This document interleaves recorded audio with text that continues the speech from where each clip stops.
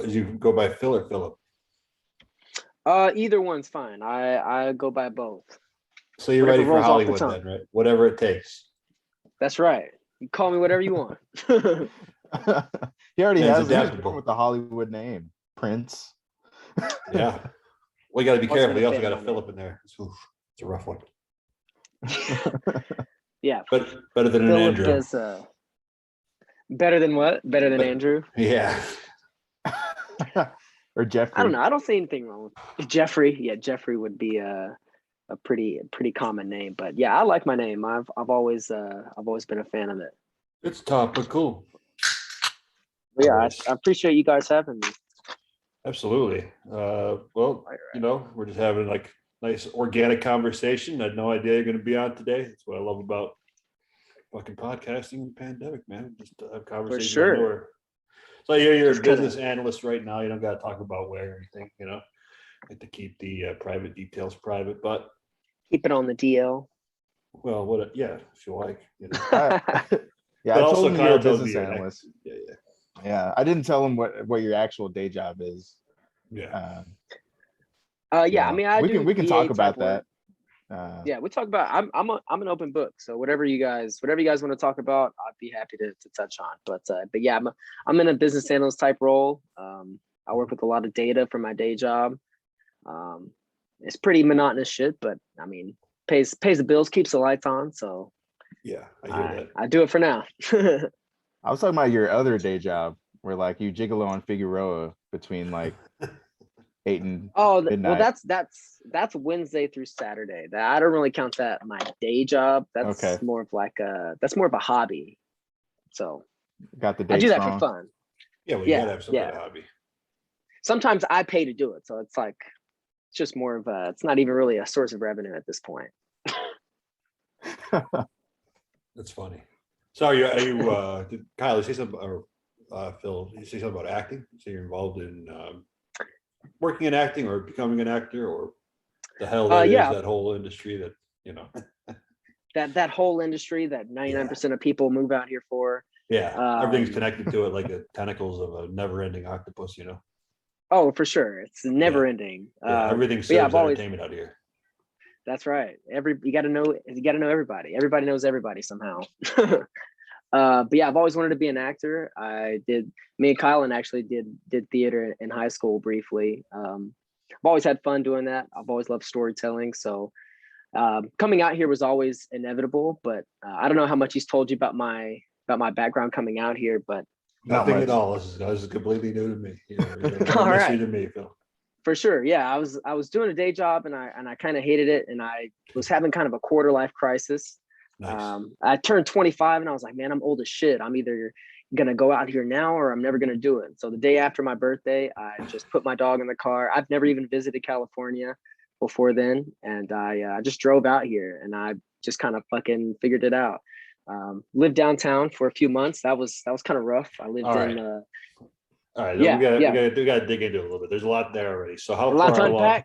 Yeah, a lot to unpack. Yep, exactly. For sure. Yeah. Where did you drive from, and how long was the drive? Oh, from Texas, so the Dallas-Fort Worth area. It's like a 22-hour drive. So it took me 3 days. I drove like 9 hours, and I didn't even make it out of Texas. I just stopped in El Paso. That's how fucking massive Texas is. I've taken a few leaps into the unknown, you know, whether, you know, sober or otherwise, and it's always interesting. So what was going through your mind? You're like, I'm betting it all right now. What's going through your mind?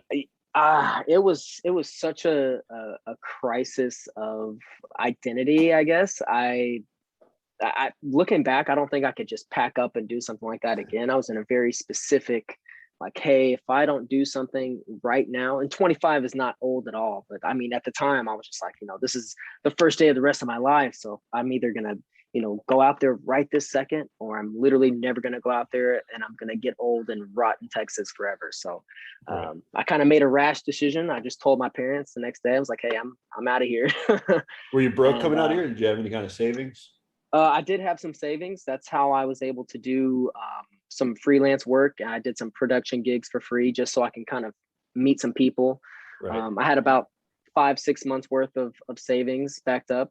And I've lived in like a closet sized apartment. So I was able to save a little bit of money. It's about 250 square feet. So it was It was less than pretty that. small.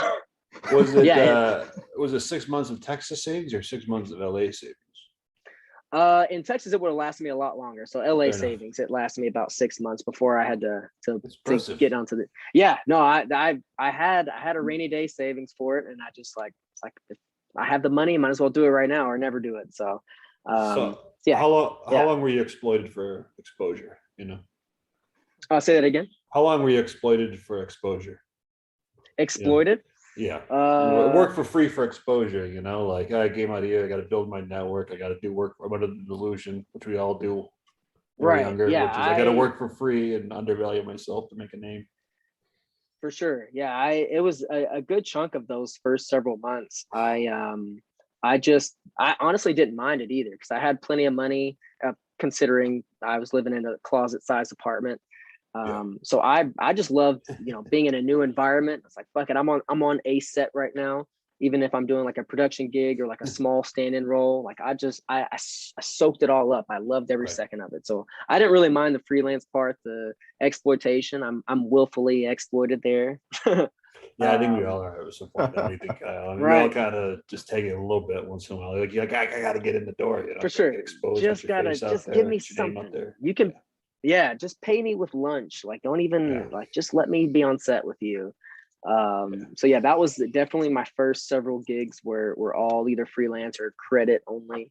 And when I first got my first gig, I think it was like, $100, but I was like, holy shit, I just came up. So I didn't know what to do with myself. It's like, I'm officially getting paid to do what I like to do. Yeah, you're a professional, man. You're a professional That's actor right. at that point. That's right. right. As soon as you start getting paid for it, it's no longer a dream anymore. Now it's like a reality. Like, oh, right. this is in Just my get a hand. huge ego, start being a huge asshole. It's like, hey, I made $100. Like, fuck you guys. Well, I'm a star. Yeah, you'll have no problem floating to the top. Right? Exactly. It's like, next stop is Oscars after winning this little $100 little cameo appearance. Yeah, this regional commercial on the local access channel. That's right. Get my royalties. Your ego just explodes like 1,000% off that. Yeah. Oh yeah. I was on cloud 10. I was feeling myself. He goes, I am. And then I went right business. back. Yeah. They're rolling out the red carpet from me. And then the next Right. gig, I got nothing again. So I was like, oh shit. Yeah. So I mean, it happens, but Where'd you like end I said, up in? Oh, sorry. Go ahead. No, go for it. I was just finishing my thought there. Yeah, no, go ahead. My internet's shitty today. I thought it's just like skipping a little bit on my end. Sorry about that. Oh, it's all good. Where'd you live specifically downtown? I lived really close. I was about maybe half mile from Staples Center. It was kind of on the shitty part of town. It was pretty close to either Skid Row or like what Skid Row should be. My car got broken into like 5 times, like the first few months I was out there. And so I learned not to. Yeah, it was only street parking because I mean, Kyle's seen my apartment. It was just like a tiny little abandoned. It looked like an abandoned little cottage. I mean, it looked like it was like a prison cell type apartment. So it's sketchy as hell. It was definitely sketch. What's that? It was like the set of Hostel.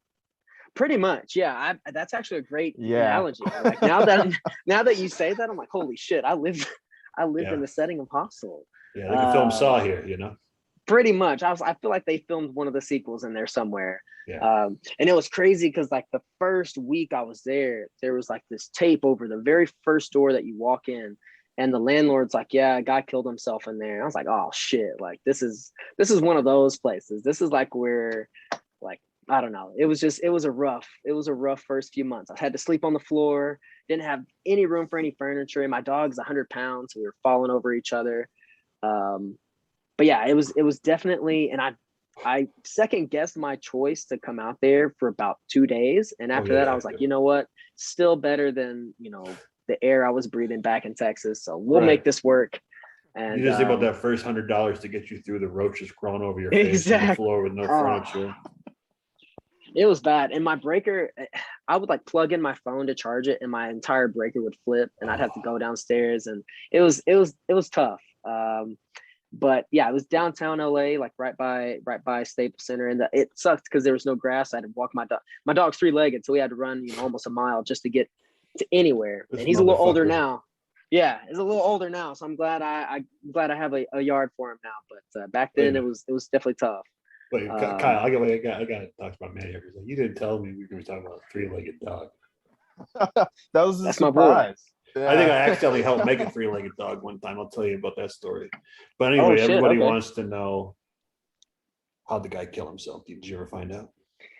I don't know how he killed himself. I'm inclined because there was a lot of debris on the floor. I peeked into it once when they were trying to clean it. I want to say like hung himself because there was a lot of like ceiling debris all on the ground when they were Okay. trying to do their sweeping. So I don't know. It was like the first week there. I was like, holy shit, this place is haunted already. It's on brand for LA, you know? It is. And I had a neighbor of mine who was a former, he was in a gang. He was in prison for about a decade or so. He was like retired gangbanger, and he's a real cool guy. He was like our neighborhood watch. Anytime a crackhead or somebody would walk into our building, he would, chase them up the block. He showed me where all his hidden guns are. He's like, hey, if anybody messes with you, come to me. I was like, oh, I got a little bodyguard out here now, so I'm set. Wait a minute. Do you know you're from Texas? Like, you can't be that easy to impress with a few guns. Like, what do you have Yeah, for equipment? for sure. Yeah, he knew I was from Texas, but he was. I don't know if he was all like. We would have like these conversations, and he would restart the conversation halfway through. So I don't know if. Yeah, I think maybe drugs back in the day, but he's a real nice guy. He just had Shrapnel med. some. Yeah, he just had some odd qualities about him. But Sounds like meth. it very well could be. But yeah, like I said, he was a cool dude. But it was just such a crazy first few months in LA. And it was nothing like and I had so many preconceptions because I'd never visited California before moving out here. So I had these preconceived notions on what it could be. I knew it wasn't going to be all glamorous because, TV makes Hollywood look like this, perfect place. And I knew it wasn't going to be that. And I knew it was going to be bad traffic. Tell me the first time you went to Hollywood for people who've never been to Hollywood. Tell me what that was like. God, it was. I was like, how? Like, I at first I thought that we weren't quite there yet. I was like, okay. Did you take so the train we're there? passing- I'm sorry. Did you take the metro there? I might interrupt you a bit. Did you take the metro? Oh, How'd no, you no. get there?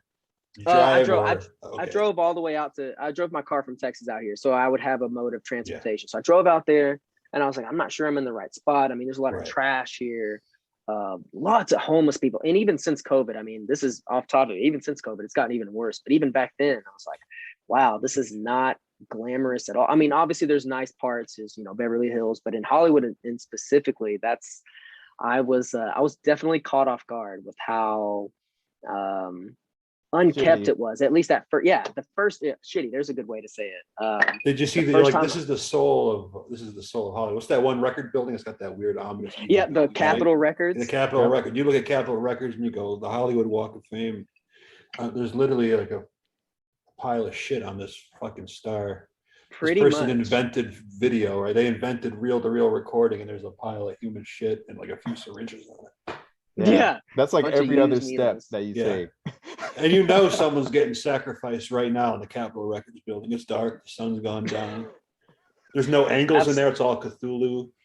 Oh, hell, Cthulhu. Yeah, Cthulhu photography all night in that motherfucker. Yeah, it's off topic, but that reminds me, there was one time I was driving around downtown LA, right outside of Staples Center, and it was 4:00 in the afternoon, and there was this guy, and it was really crowded. I think it was like a basketball game about to happen, so there was a lot of people outside. There was a guy who was 4:00 in the afternoon, just like full blown taking a shit right there, like unfazed, like completely, like just carrying on, like we're the crazy ones, like he's just out there doing his thing. Yeah.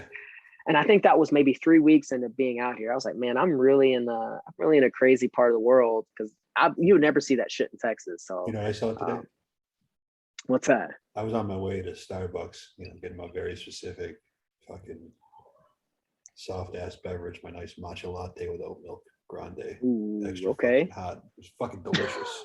Coming back, I'm trying to enjoy this thing, and I see a guy who's sobbing, speaking in tongues, asshole naked, holding his junk, just like babbling at tongues at whoever walked by. And I was like, I don't know what trauma he's living through, but it's from like another dimension. Jesus. I always wonder like what is literally going through their minds. Like what are they seeing that's causing them to just, do what they do? I've always thought about that. Ronald Man. Reagan. He put them That's down what's the going street about the and- twisted form of yes. Meth is a Pill, hell of a yes, drug. Yes. He's the devil, literally. Ronald Wilson That's what they're Reagan, seeing. 6'6". Yes. Every crazy homeless person that's on drugs is specifically seeing him. He's seeing Yes. the devil reincarnated as Ronald Reagan.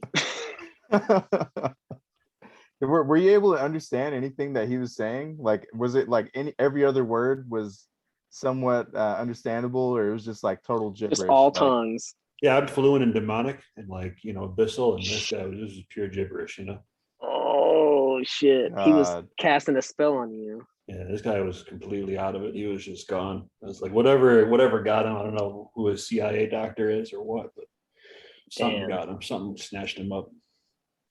He's done for. The machine R.I.P. ate him, This whole fucking machine out here ate him up. Or maybe he's the only free mind. Free-minded Maybe person in we're the the ones city. that are on Yeah, maybe drugs we're and sick. We're in the Yeah. matrix, man. he's freed his mind from the shackles of reality and he sees what the world truly is. And we're all crazy. If that's the case, then I'll just eat 2 bullets right now. That can't be it. If that's the case, We'll have then a you pact. know what? I'm ready. I'll go across the abyss right Let's now. all I'm go done. at the same time. That's it. So give me those Kool-Aids and those Nikes. Yeah. Get that Puma tracksuit, some fresh Nikes. Fuck this simulation. That's right. Get some applesauce and some cyanide and a bad haircut. This is a random question, but that just came to me. Like with the whole Matrix. Have you ever seen your neighbors or anyone else like unpack groceries?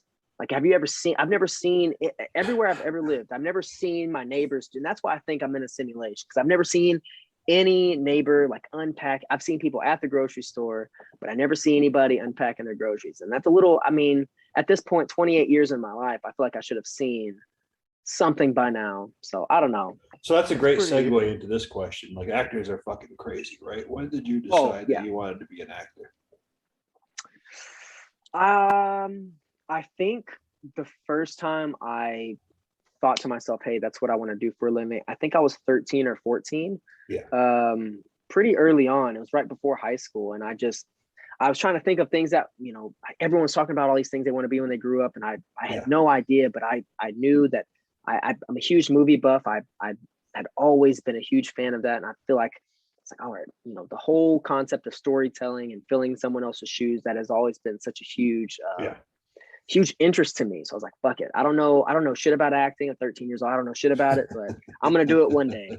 And so like I said, I eventually, I mean, it's kind of tough. I know some people have come out here expecting the red carpet to be rolled out. I have a lot of friends that have had to move back to their hometowns just because, they come out here expecting it to be, within a year to have a huge gig. And that's just not really how it works for 99.9% of us. It's all about persistence. So that's one lesson that I already knew ahead.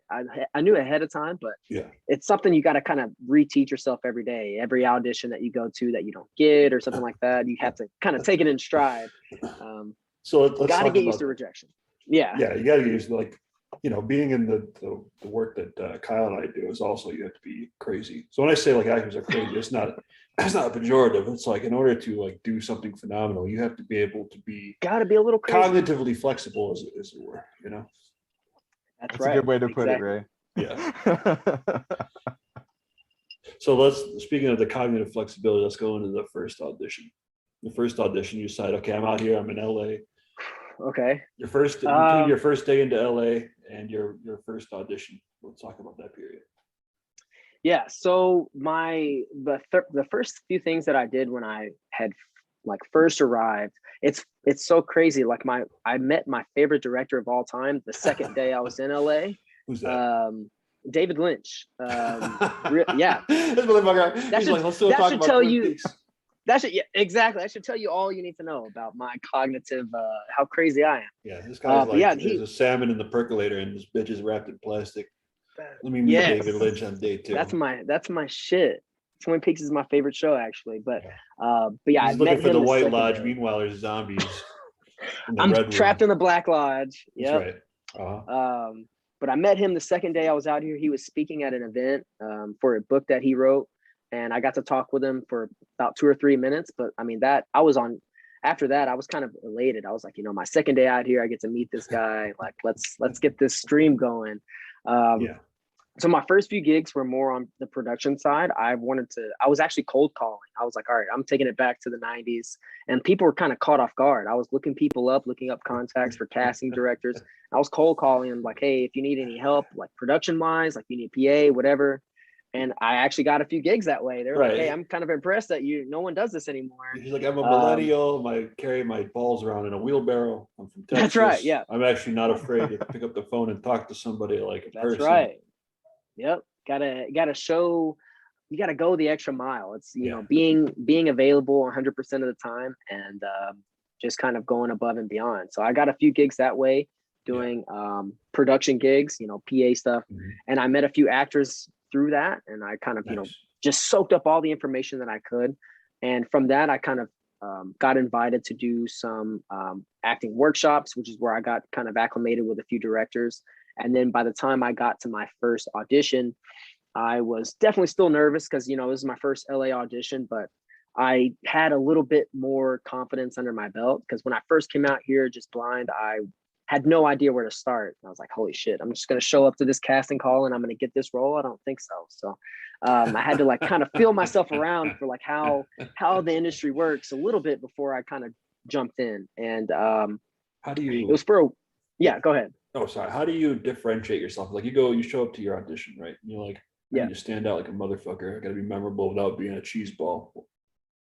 Yeah. So what they don't always tell you is that the audition process starts before you walk in the door. There's people actually. So for certain productions, they have people watching you the entire time. What you do whenever you're waiting to be called in there. Don't be a dick to anybody. Just be nice. Yeah. Don't be super nice to people, and don't be if you're on your phone, like even like little things like that. If you're on your phone, like in the waiting room, and not like focused, they take attention to that, and that has made or break. It makes or breaks you sometimes. I have a director friend of mine that he mentioned that, 2 actors that were completely even in acting like ability, he looked at their approach and how they handled themselves, and that's how he made his decision. It's like, holy shit, even the smallest thing can make a difference. So I kind of knew that going into it. So that's kind of what you do. You kind of kill them with and I'm from Texas, obviously, so I've got that Southern hospitality, so I can't help it anyway. I'm yes ma'am, no sir all the time anyway, and it kind of catches people off guard. Like, you're not from around here. Yeah, what's your favorite mayonnaise? I don't like mayonnaise though. I'm not a big mayonnaise. All right, fair enough. Now he has a hot sauce like water gun in his watch right there. A hot sauce water gun. Oh yeah, I love me some hot sauce. Right, now that's you. My favorite? Yeah. How many Scoville units do you go? What are we talking here? My favorite my tolerance for spiciness, even though I love hot sauce, my tolerance isn't super great. Kyle's the expert. He can eat a fucking ghost pepper and just, take it in stride probably. He's like, I rub it on my balls. Yeah, it's like I start sweating. I start sweating eating fucking like mild sauce. So like anything kind of fucks me up. Yeah, it's a front. Like my top half like looks fine, right? You're like, oh wow, oh my god, Kyle, like you're fucking amazing, dude. I'm just like, his spine is sweating. Yeah, and then 10 minutes later, I'll be in the bathroom, for half an hour. Yeah, I have soft ass gringo guts. Like I'm like, I need some mild hot sauce and I'm good. Yeah, it's like, oh man, my balls are sweating so profusely. How is this happening? Yeah, I actually love the torture. I don't know what it is. Like, you're a masochist. That's what that is. Yeah, that's what it is. Yeah, I guess I am, because that pain hurts so fucking good. Yeah, that's 100%. That's my man's half full over here. Yeah, you got to save that quote because that's your new catchphrase. It hurts. All right, so you're showing up. Okay, so let's stay on track here. We got so much to cover. So you're showing up the audition. You're half full. You're full of hot sauce. You had a good lunch. You're paying attention. You're dialed in. I'm dialed in. What was the next audition? What was the audition that got you your first part? Like, what was that one like? Yeah, so that one was a few auditions later. I don't know how, it was another handful. Because I was just kind of feeling there were roles that I weren't A few exactly hobo qualified for. montages later, a few crazy Yeah, encounters, and then you just show up. inspirational 80s music playing in the background, just me going in and out of different auditions.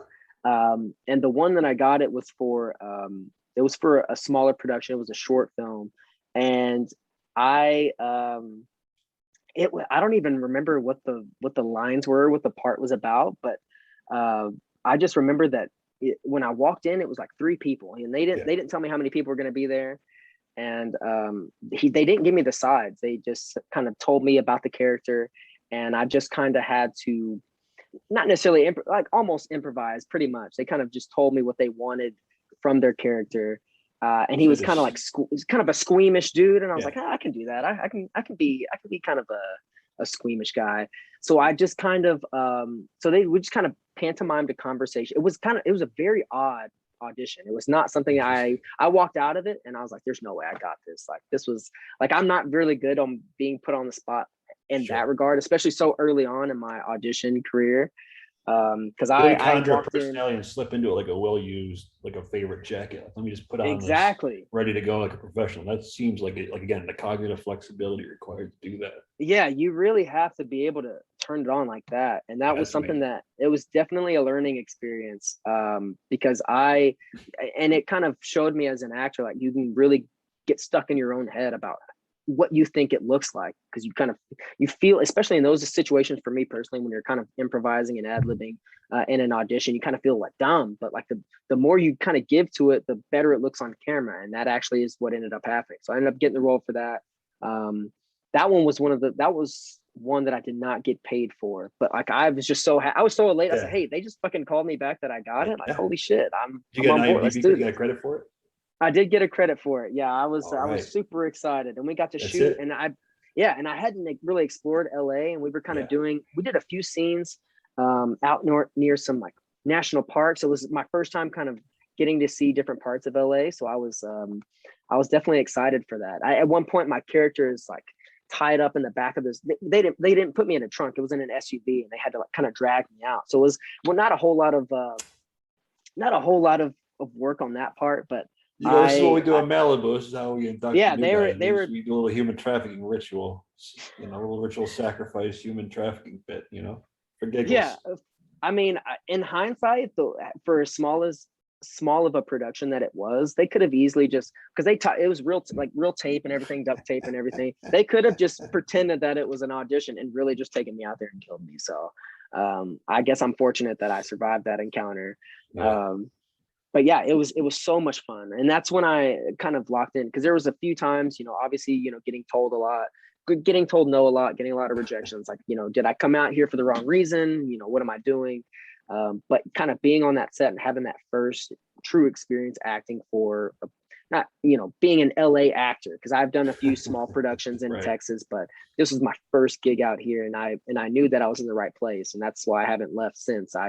I've loved every second out here because of that experience. So I've been on the grind. COVID has kind of slowed it down a little bit, but things are kind of picking back up. So yeah, that first audition was the first audition where I got the gig was definitely an odd one, but I learned a lot about my skills and about what I can and can't do. So how do you juxtapose that with the absolute horror that is just like this landscape? Like you look around downtown, probably people who don't know. Like Skid Row used to be smaller a few years ago. I've been here like a handful of years now, since before Trump was elected, right? So I've been through a business cycle, as it were. And I'm telling you, Skid Row was a bit smaller. At least it seemed like it was more contained. Now it seems like it's leaking out. It's like everywhere. It's metastasizing everywhere. Yeah. Even like Venice Beach and places like that, those homeless problems getting really bad. And I know COVID has kind of accelerated that, but yeah, it's. Well, if COVID doesn't kill you, the fentanyl and the coke will kill you. Oh yeah, for sure. Yeah, LA is definitely a nightmare if you let it become that. If you can get chewed up and spit out by the city really easily if you're not in the right place, if you're in the wrong place at the wrong time. Luckily for me, at least being downtown, and that was one thing I didn't really realize until I moved out here, was that at least downtown LA is at least it seemed like, a very anti big dog. And my dog is about 100 pounds, so anytime I would walk with him, people would avoid us like the plague. I would walk him at like 3 a.m. sometimes. That's great. Sketchy underbelly is on full display. People, like you said, kind of talking in tongues, kind of doing their whole twitching type shit.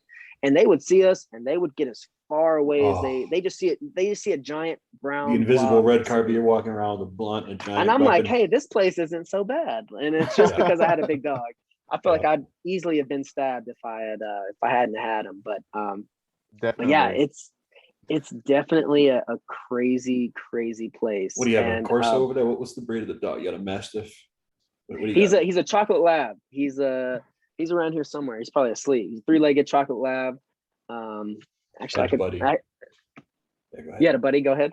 I had a buddy, a good friend of mine. His cousin bred cane Corsos. I don't know if you're familiar with those, or cane Corsos. Oh shit! I don't know if that's how you pronounce it. I don't speak Italian. What am I? I'm just some guy from. I know what you're talking about. Though, yeah, these Corsos, these Roman war dogs, man. They used to fight in Colosseums historically. Yep. Shit. I don't know how true this is, but it seems pretty true. Like his cousin sold some dogs to this woman out here somewhere on the West Coast, and they ended up eating somebody who went into her office. Like they just ate them. Like they pretty much just chewed it right up. And then shit. He was telling me, like, in order to enforce discipline, like he'd have to go into the kennels and beat the fuck out of them or show dominance every time. You could take like small arms, like small pistols, and like I guess they had really, I don't know how he knew this, maybe from self-defense, but apparently they have very thick skull plates, and certain small caliber weapons are not enough to pierce. Skull plating. Way. Yeah, they're like crazy. They're like bred for they're warrior dogs. Holy shit! He would literally shoot them in the head to discipline them. Alleged? No, he wouldn't. But I'm just saying. I think they were that crazy, insanely tough. Like small caliber weapons were not going to be enough to take one down. Bad man. Agent, maybe. Yeah. No, he wouldn't shoot them. He would like beat them. Be sensible. That's still crazy though. Maybe drown a few in front of their mother insane. just to show them. The only reason I know of that breed is because anytime you want to lease an apartment, right? They give you a list of the dogs that are not allowed. Yeah. And it's like pit bull, mastiff, and those dogs. Yep. Yeah. Man eaters. Yep. Holy shit. But my dog wouldn't hurt. Yeah. My dog wouldn't hurt anybody. So if anybody had caught wind of that back when I was in downtown at 3 a.m., I feel like if I'd gotten jumped or robbed, I feel like my dog would have helped them. I think he would think that it was a game. So I'm glad that no one looked too closely at the type of dog it was. But thinking of downtown, there was this one time, this is like my second week. And so when I lived in Texas, I used to give really sketchy people rides in my car. I was crazy. Like I would, hey, you need a ride? Like people would try to sell me clearly stolen socks. Man. That's just, I don't know. And like I quickly learned moving out here. Yeah, I quickly learned that that's not the move, because it was my second week out here. I was walking home and it was like 10 o'clock at night. And this SUV pulls up and he rolls his window down. He's like, hey, sir, can you help me out? Can you show me like a good spot for me to smoke so I won't get in trouble? And I was like, I'm not an expert, but I feel like it's legal out here, so you can smoke anywhere. And he was like, well, I'm from Texas, so, I'm still kind of getting used to it. And I was like, holy shit, so am I. So I'm standing outside this guy's, SUV, just kind of chatting him up. I was like, and he was talking about acting, and I was like, holy shit, this could be my first real contact. Or my first real stalker, Right? I was like, hey, this could be my first real contact. And he's like, hey, do you want to get in and we'll smoke? I was like, nah, fuck it, let's do it. And so I got in the car. I got in the car with him, and he starts driving around, and we're pretty close to my place. And so I'm like, hey, stop right here. It's cool. It's like, no, I know a good spot that, we're not going to get in trouble. So he drives into like the heart of Skid Row, and he pulls into this sketchy alleyway. And, I'm kind of worried. So I was like, oh, shit, both your kidneys remaining intact. I'm like, I'm about to exchange. Yeah, there's going to be a crew waiting somewhere, and they're just going to drag me out of this car. I had no idea what to expect. Yeah, if you don't fight, you get the ice in the tub, right? But if you put up a fight, no ice bath. I'm done for. Yeah. So I might as well just lay down and let him do it. But like, luckily that didn't happen. But so we started smoking, and he was like, yeah, I'm already high, here, take it. And I didn't know what it was laced with, so I kind of pretended to like take a hit. And I was like, oh, that's pretty good stuff. I was a little careful on that end. So we're smoking and talking, and then just suddenly he kind of left fields the entire conversation and derails it. He was like, hey, do you like eye candy? And I was like, I don't really understand what you mean. And he was like, you know, like women, like, do you like eye candy? And I was like, well, sure, I like women, sure, of Yes, course. of He's like, hey, check this out. And he pulls his phone out and he like unlocks it and pushes play, and it's in the middle of a porno. And I'm like, dude, I don't want to watch this with you. And he like turns it off and he was like, you know, I just feel like I could be myself around you. You seem really cool. And my things is like, I'm addicted to smoking weed and watching porn. So like, I just, you know, I feel like I could be myself around you. And so he pushes play again. And like, I don't even want to watch. And it's like, and it's, I don't know what kind of porn that this fool had on, but it just sounded wrong. So I'm kind of looking out sounded the grotesque. window. It sounded really grotesque. It was a lot of Yeah. like, I don't know. There's like the Well, macaroni at a pot sound, and then there's right. whatever the fuck was on this guy's phone. I was like, I don't know what the fuck that sound is, but I'm just gonna like look this way. Yeah. And he was getting kind of frustrated. He was like, hey, can you at least Tongue pretend punches to and watch organ with meats. me? Yeah. Yeah. He was like, you know, pretend to watch, just, you know, look at the screen. And I'm Dude, you know, he getting more he visibly. was getting off with you right there. No, he wanted to. Definitely He was. Yeah. he was like, Yeah. he was, You're being he didn't. propositioned. So if he didn't whip his dick out, luckily, I feel like he was one step away from that. I feel like if I'd given in and like, okay, fine, I'll watch this with you, he would have definitely done it. But I was like, okay, maybe it's almost over. It sounds like it. So I just kind of was like, all right, you know, I kind of got to go. And it turns out that it was in the middle of like a compilation video. It was like 34 minutes. I was like, I can't sit here and do this. So I got out of the car and he immediately hops out. I was like, all right, this is it. He's gonna stab me. And he was just like, he's a real nice guy, but he was just really troubled. I don't know what was Well, you know, yeah. going on in his mind, but he was standing really close to me, just kind of talking. I was, you know, I'm just gonna walk home. He's like, no, I'll drive you back. So he finally started driving me back, and he's like, you know, I'm in a 1 bedroom. If you and your dog want to move in with me. I'm like, what the fuck are you One talking bedroom. about? Yeah, I There's a live in a little bit of 1 bedroom. But escalation. yeah, exactly. I live in a He 1 was bedroom. definitely trying to fuck you, man. Oh yeah. I don't know. 100%. Oh, I do. I What- know. he I'm was with trying to Kyle. 100, but he did it in such a way that it wasn't like what I don't know. It was just really creepy in like the worst Right. way. And he was like, all right, well, you know, let's do this tomorrow. Cause he was like an Uber driver, and he was like, all right, you know, I'll get off work at 11 and I'm going to call you. And I was like, all right, just drop. I didn't have him drop me off right outside my apartment. So I, you know, Well, had that's him gonna drop be me my off a next few blocks question. away. Where did you? Yes. Dude. Yeah, it was like the 2 survival blocks. instinct kicked in. Yeah, pretty much right where he picked me up, pretty much. So I was already about a block away. But every night for like 15 or 16 days, 11 o'clock on the dot, he'd call me. And I would never, I knew it. for sure. And I feel like he was, and around that time, I did not go outside because I knew he'd probably be, you know, scoping around because he knew I lived around there somewhere. But yeah, I don't know Any why. auditions?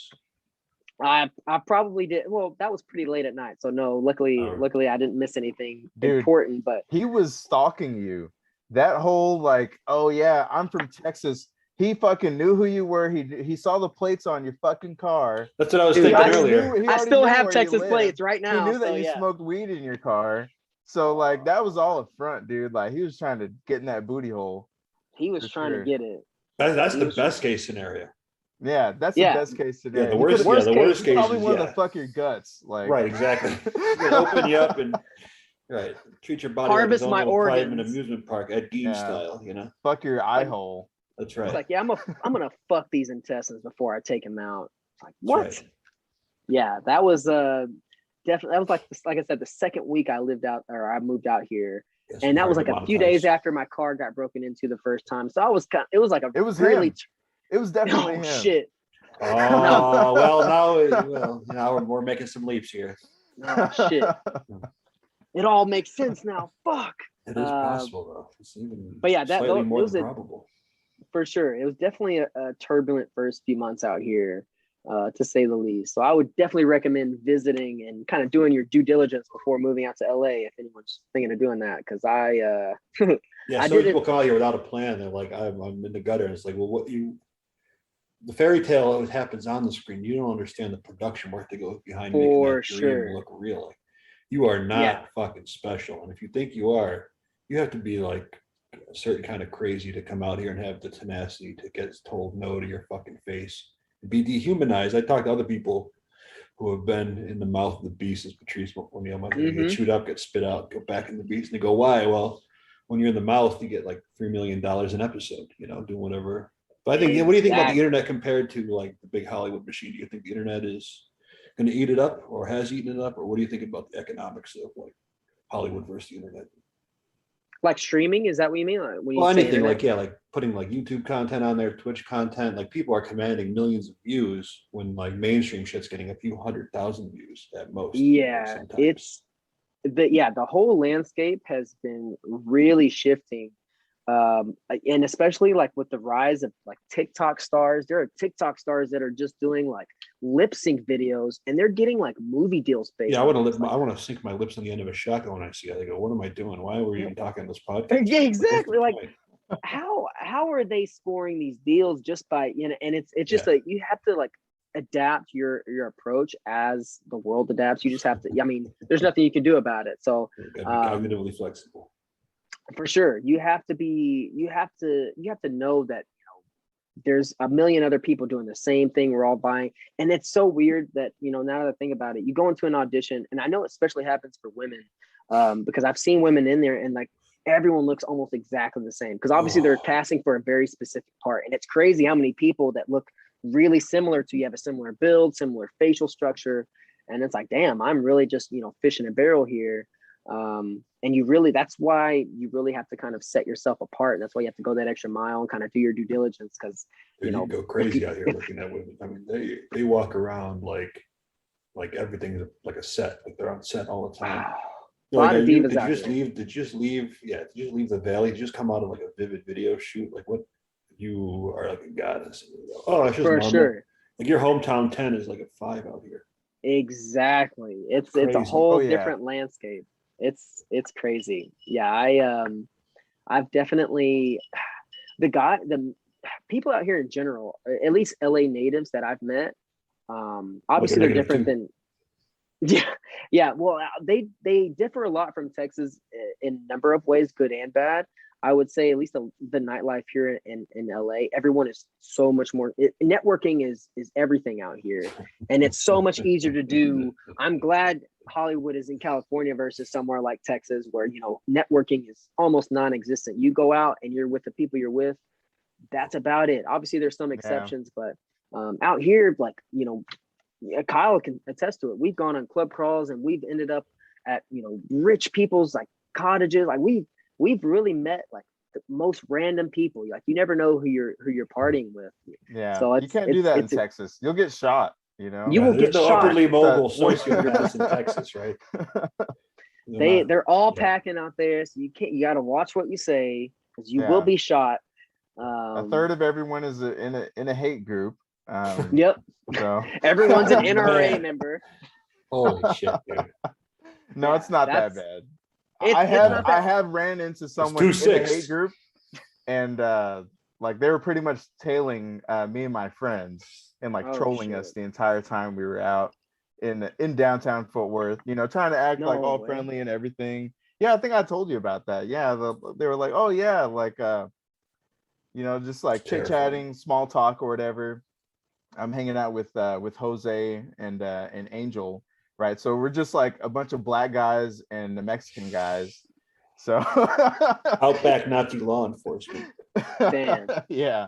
So pretty much they pretty much were trying to make us uncomfortable purposely. The entire night they just followed us wherever we went and didn't even That's like, so crazy. they only talked to us the first time, right? Just to Terrifying, make us man. feel comfortable.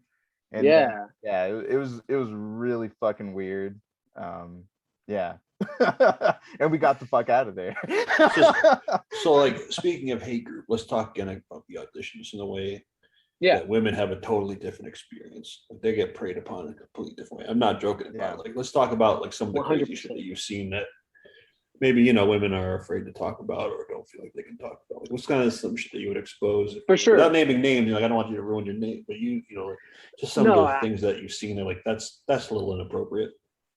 For sure. I've only seen so much of that. I know that there's so much more under the surface that, you know, guys don't see, but, you know, just from the interactions that I've gotten with producers and with people that have any semblance of power, there are people that may become like you know, a script supervisor that have no real power, but, you know, they just kind of take the title and they're like, oh, I'm gonna use this for my advantage. Like, oh, I can, you know, get you a gig. And I'll hear people, you know, trying to pick up women that way, and it's like that's Not the move. yeah. And then of Trash. course, you know, the you know, the touchy feely shit, like they think they can get away with stuff.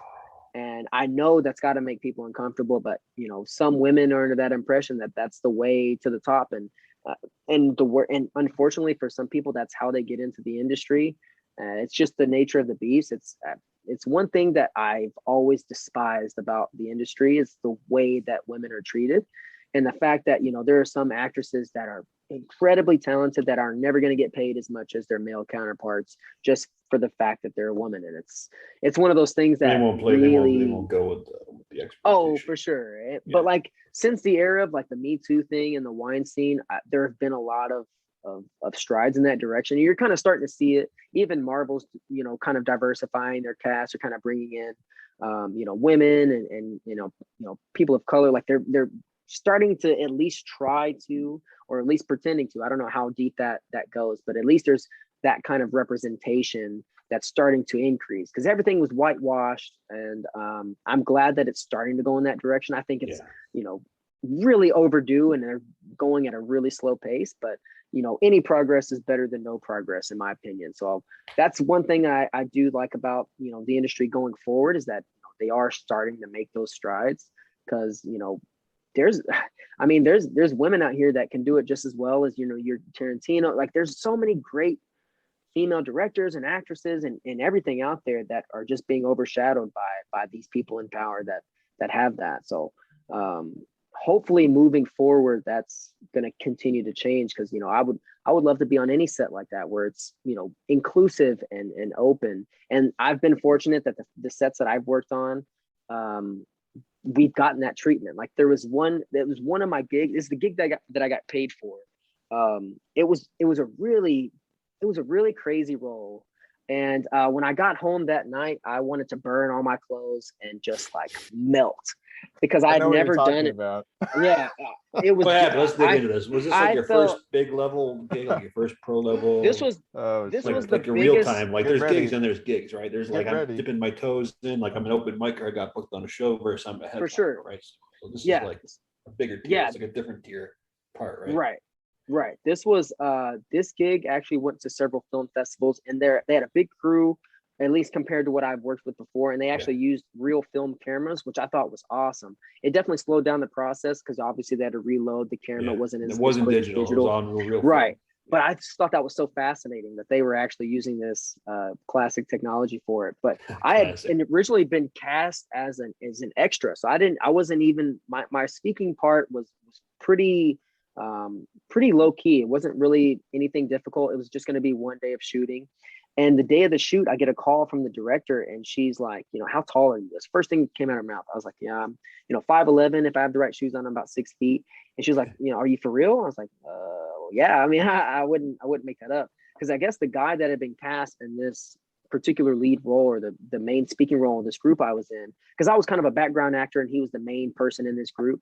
And he wasn't very tall, and the lead actress, the person carrying the film, was very tall. And so it was a film about, you know, body image. And so the setup of the film is like these underage girls are trading sex for drugs and stuff, and the protagonist gets dragged into that life. And so the scene that was in question was her and this guy, which ended up being me. And we're in this abandoned warehouse, and I pretty much have to, you know, obviously there's no nudity, nothing graphic. She, you know, I have to kind of go after her, and she, you know, fights me off and gets away. And, you know, it's all about kind of appreciating your body image. But like she was like, hey, you know, he's not tall enough. So he kind of dropped the project. So if you want this role, it's yours. I was like, fuck yeah. Like I'm on board. And she was, yeah, we're filming in a few minutes. Yeah. You have to be here like pretty much right now. And I hadn't, you know, I had several hours before my original call time, so it was kind of threw my whole day off. But I was like, I hadn't read the script. I didn't know what his lines were, so I kind of sped over there while I was reading, you know, and driving. And then I get there, and it's the whole concept is about underage girls, but the actual lead actress was 16. They had staff on the set that was kind of helping her, making sure she was okay each set or each take. And we actually filmed way late. I think we finished at like 2 or 3 a.m. because we were in this abandoned warehouse, and it's a huge crew, but they're like, hey, we're just going to do a skeleton crew. So they made everyone go outside except for a few of us, because she had to like, take her shirt off and stuff like that. No nudity, like I said, but it was just like really graphic, and I had to, kind of go after her, and I'm kind of seducing her at first, and then I get really aggressive, and then she pushes me off. And the first few takes, I did like, I was like, can you guys get like I didn't say this out loud, but like, can you get like an 18-year-old or someone that's actually an adult? Like, this is an actual, underage woman here, and I have to, do this on camera. Like, this is crazy. But she was a great sport, and the staff that they had on hand for her specifically, we checked with her every take. I was like, hey, are you okay? And she was a great sport about it, and she was on board with everything. But each take, the director would pull me to the side, and she was like, okay, this next take, I want you to really I want you to go at like 100%, just attack her. Terrified, be a monster. Yeah, and it's terrifying because that's the furthest thing from my personality or anything I would ever even consider doing, and it was so far out of my comfort zone. But and I had to kind of tell, like, think to myself, like, this is what acting is about. It's about showing, it's about taking yourself places that you would never naturally go for the sake of a story, or for the sake of storytelling. So that's what kind of kept me in the game and kind of kept me focused. It's like, I can dwell on this later. Let me just be in the moment and really give it my all. And when you're dwelling on it later, is that when you were burning your clothes? But tell me a little bit. Yeah, when I got home, when I was driving home, it all started to sink in, like what all we had actually done. And I was like, holy shit, like, I feel despicable. Like, this is what these people must feel like deep down when they're doing this in real life. Like, this is crazy. They don't feel bad. They don't, but like, there is something definitely buried down that they are neglecting. And that was the closest, half method pretty much. Cause I had to, like, every take, she was like, okay, that was great. That was a great take. Go harder next time. It's like, fuck, you're really trying to like get me to attack it. How did it do at the festivals? So it actually opened at, it had its world premiere at a festival in Austin, Texas. So it was back in my home state. I didn't get to attend because I had to work that because it opened that year in October. And I think I was working that week, so I wasn't able to go, but it got really strong reviews. It got picked up at a few other festivals after that. And she had another plan for rolling it out on, other streaming platforms. I'm not sure how far she got with that, but I definitely saw I definitely got a lot of feedback from that initial festival. So I was just glad to be a part of something with a crew that big. I made a lot of good contacts. I stayed in touch with the director for a while. Nice. It was definitely a learning experience, but yeah, it definitely showed me that I had what it takes. But man, it definitely takes a toll on you. At least it did for me. I had to take a few days to recover, like, mentally, because it's That's good to know you have a soul, For sure, it's great. That's what made me. That's kind of my silver linings. Like, at least I feel bad about this. At least I didn't come out of it, like, hey, I could do that again, type thing. Like, yeah, exactly. Like, I actually, that's it. That's what these guys are doing. Like, no, that's. I definitely had a lot of trouble for a couple of days after that. This is why I brought him on. Everyone wants to meet a good rapist. Phil, you're a great rapist. Man. This whole show's gonna get. We're gonna get our whole timelines canceled. You better be careful, man. Disney's gonna send some Mickey Mouse assets from the future. They got buried underneath Walt Disney's skull. Not anyone. 3 red dots on anyone the forehead. Take out our whole timelines. Oh, and here's my boy right here. He's not very photogenic. What's up, Big Moose? But he's definitely not a rapist like you. No, he is. I can guarantee that is not my MO, because that was traumatizing. Like I said, there was no actual nudity, nothing that graphic. It was just the concept of going after an actual. You're not on trial here. Yeah, I'm kind of saying it. No. I'm kind of saying it for myself, because I'm kind of reliving it now that I'm thinking about it. It's like, that was such a crazy night. Like, I had to say that out loud to myself a few times. Like, that was, it was on set. It was on, like, I think there was maybe 10, 15 people in the warehouse, and then everyone else in the crew was outside. But yeah, it was a crazy experience. So how do you go? So let's talk about the journey of becoming an actor and the craft of acting, right? Let's talk about the time before your very first audition juxtaposed Mhm. with you and your element, where you go, holy shit, I've dug so deep. This is like as an artist, it's like one of those moments that like where you reach beyond the plateau, right? Where you're like, I've been stuck at this certain level for a while. Now I've dug Right. deep and I've broken through to the next level of whatever my journey is. So let's talk about that a little Kind of bit. hitting like a catharsis type thing. Yeah, I would say, juxtaposing that pre-first audition me versus me, even in the project I just mentioned or any other ones where I'm definitely feeling in my element, I think the big difference really lies with how you perceive yourself, at least for me personally, because you have to like you have to kind of suspend your own disbelief. You have to really envelop yourself and kind of only see, at least how I approach it. I tune everything else out, the camera, everything. Obviously, you got to be mindful of blocking and all the other preparations and, making sure you're on the right coverage for the camera and everything. But when the actual, hearing that word action and kind of those few moments before, I think, especially if you have a lot of good chemistry with the act, I think a lot of it for me, I've gotten really lucky with the actors that I've worked with. We've had a lot of really strong chemistry. I feel like it'd be a lot more challenging if I was working with someone that either had no idea what they were doing or just wasn't really there, didn't really give a shit. Yeah. Because if you're having to carry a scene, and I've seen people do it, and I've seen two actors kind of go at it in workshops and different types of scenarios where they either didn't have the right chemistry or one guy just wasn't really in it and one guy was giving it his all. It creates a whole, you kind of immediately get pulled out of the scene and it's like, okay, these are two human men reciting lines to each other. And you kind of really lose the sense of the scene. But I feel like when you really, and it's not really about the script itself, it's more of the thought process behind it. If you can get behind why a character is doing a certain thing, that has been, at least for me, the best way I've been able to really tap into that and really hit my those cathartic moments where I'm like, holy shit, like I'll finish a take and I'll just be kind of in it, and I'll hear, especially getting that kind of feedback from a director is like, that's what I want to see. Whenever you get that kind of feedback, it's like, then it right jumps on, up your sir. spine and you're like the Yep, little fire that tingles up your spine and exactly. I feel like I'm half tripping. I got to piss myself, but I really don't. You're mashing everything in your Yes, pockets. That's not piss. That's busting a nut right Yeah, there. you're like, it's almost orgasmic, and it's like, and that's another reason why I'm pursuing what I'm doing, because it's moments like that when you really hit your catharsis and it pays off and it actually works for the scene, it works for the director, and I think that's usually the big highlights for me is are moments like that. So really focusing in on why a character, and I'll read the script. I have pretty good photogenic memory, or pretty quick like memory. I can remember things really quickly. So that's why I try not to get so caught up on the words.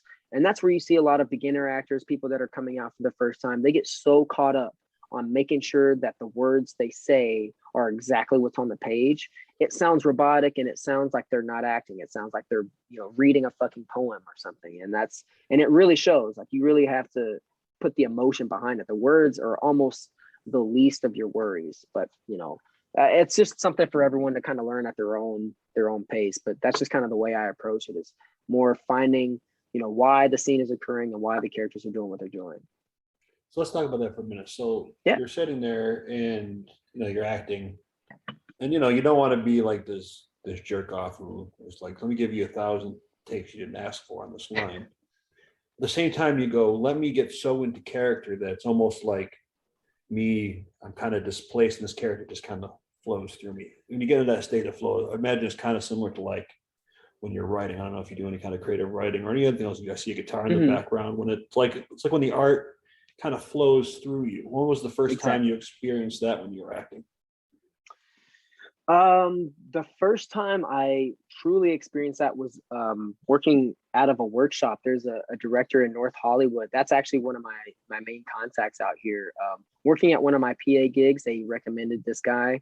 And the way he runs his workshops is he actually had his studio is a full set. Sometimes it's a bar, sometimes it's an interrogation room. Like, they completely changed the set and they record all the footage, and you actually get to keep it for your demo reel. So you get to, there's a lot of cool things about that particular workshop. But that was kind of prepping for some of my first few auditions, I did a few of those workshops, and the scene in particular was in one of the interrogation room scenes, and I was the I was the detective dude, had my suit on, and you kind of, so the way that he does it, the way the director approaches it, he's like, okay, do the scene. The first take is just your complete only actor interpretation, what you think what you think the character would do in that situation, and then he kind of tweaks it from there.